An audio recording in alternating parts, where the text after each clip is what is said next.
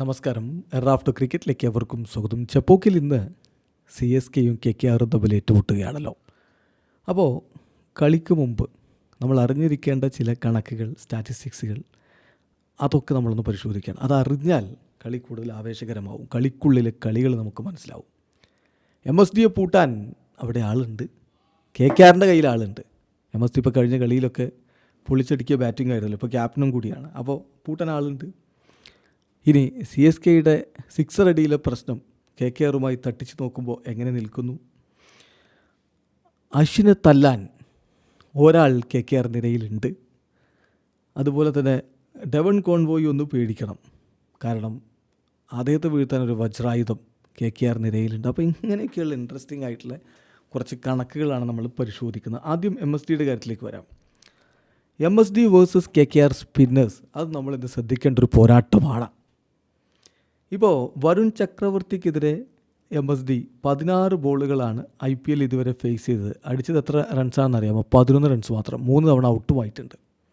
So Varun ചക്രവർത്തിയെ ഭയക്കണം MSD. കഴിഞ്ഞില്ല. സുനിൽ നാരായണെതിരെയുള്ള അദ്ദേഹത്തിന് സ്ട്രഗിൾ നോക്കുക. 74 പന്തുകൾ സുനിൽ നാരായണൻ്റേത് അദ്ദേഹം ഫേസ് ചെയ്തിട്ട് അടിച്ചത് വെറും 39 റൺസാണ്. എന്ന് പറയുമ്പോൾ സ്ട്രൈക്ക് റേറ്റ് 52.7 മാത്രം. ഒരു തവണ ഔട്ടായിട്ടുള്ളൂ. പക്ഷേ റൺ എടുക്കുന്നതിൽ വളരെ പുറകിലാണ്. ഈ രണ്ട് സ്പിന്നർമാർ വെച്ച് MSDയെ പൂട്ടാനുള്ള നല്ല സാധ്യതയുണ്ട്.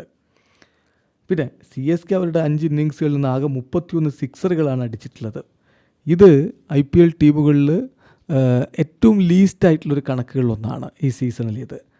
അതേസമയം KKR അവരുടെ 5 ഇന്നിങ്സിൽ നിന്ന് 42 സിക്സർ അടിച്ചിട്ടുണ്ട്. 6 സിക്സ് അടിക്കും CSKക്ക്. ഇപ്പോൾ കഴിഞ്ഞ കളിയിൽ ടോപ്പ് സിക്സർ അടിച്ച ആളാരാണെന്ന് അറിയാമോ? CSKയുടേത് അത് MSD ആയിരുന്നു. പിന്നെ ദ്യൂബയുടെ ഭാഗം 2 സിക്സറുകൾ വരുന്നു. അപ്പോൾ അതിനപ്പുറത്തേക്ക് ബിഗ് ഹീറ്റിങ്ങിന് കെൽപ്പുള്ളവരില്ലേ CSKയുടെ നിരയിൽ? അതാണ് ചോദ്യം, അതാണ് അവരുടെ പ്രശ്നവും.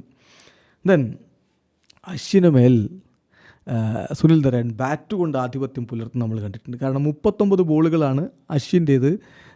ഇപ്പം അദ്ദേഹം നേരിട്ടിട്ടുള്ളത് 94 റൺസ് അടിക്കുകയും ചെയ്തിട്ടുണ്ട് സുനിൽ നാരായൺ. എന്ന് പറഞ്ഞാൽ സ്ട്രൈക്ക് റേറ്റ് 240 ഒരു തവണ മാത്രമേ IPL സുനിൽ നാരായണനെ പുറത്താക്കാൻ അശ്വിന് കഴിഞ്ഞിട്ടുമുള്ളൂ. ഇനി വൈഭവ് അറോറയുടെ കാര്യം, അദ്ദേഹം കോൺവെക്കെതിരെയും രജിൻ രവീന്ദ്രക്കെതിരെയും പവർ പ്ലേയിൽ മികച്ച രൂപത്തിൽ പന്തെറിയുമെന്നാണ് പ്രതീക്ഷിക്കുന്നത്. 2024 IPL മുതൽ ലെഫ്റ്റ് ഹാൻഡേഴ്സിനെതിരെ പവർ പ്ലേയിൽ അറോറ 8 വിക്കറ്റുകൾ 11 ഇന്നിങ്സിൽ നിന്നായിട്ട് പിഴുതെടുത്തിട്ടുണ്ട്.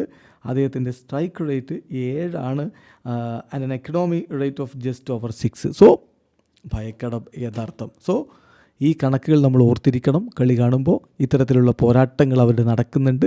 അതുകൂടി ശ്രദ്ധിക്കുക. കൂടുതൽ ഇൻട്രസ്റ്റിംഗ് ആയിരിക്കും. വീഡിയോ അവസാനിക്കുന്നു. ക്രിക്കറ്റ് ലോകത്ത് കൂടുതൽ വിശേഷങ്ങളുമായി റാഫ് ടോക്സ് വീണ്ടും എത്താം.